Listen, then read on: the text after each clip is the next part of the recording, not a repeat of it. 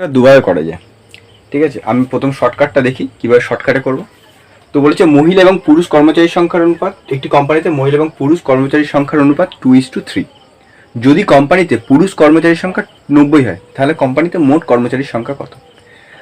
তো মহিলা এবং পুরুষ কর্মচারীর সংখ্যা কত বলে দিচ্ছে, লেডিস অ্যান্ড, আচ্ছা আমি ওম্যান আর লিখি আর ম্যান লিখি,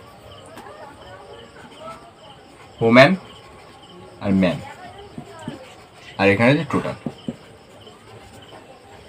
তো মহিলা আর পুরুষের কর্মচারীর সংখ্যার মধ্যে 2:3, তাহলে টোটাল কত হবে?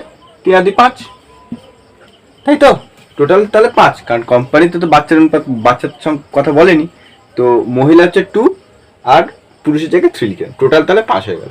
এবার বলেছে পুরুষ কর্মচারীর সংখ্যা 90। পুরুষ কর্মচারীর সংখ্যা কত? 90। তো ম্যান আমি 3 বলছি, এখানে আবার 90 বলছে, তাই 3-এর থেকে এসে কত গুণ করলে আমার 90 হবে? 30 গুণ করলে। তা 90কে দিয়ে 3 যদি ভাগ করি তাহলে 30 গুণ করলে আমার 90 হবে, তাহলে আমি গুণ করে দেবো 30। তাহলে এর সাথে যখন 30 গুণ হবে তাহলে এর সাথেও 30 গুণ হবে, এর সাথেও 30 গুণ হবে, তাহলে 30 দুগুণ 60, এখানে হচ্ছে 150। তাহলে আনসার হচ্ছে আমার 150। এইটা হলো আমার শর্টকাট ট্রিক্স, মানে সহজে করতে পারলাম। এইবার যদি আমি এক্স ধরে করি সেক্ষেত্রে কি হবে?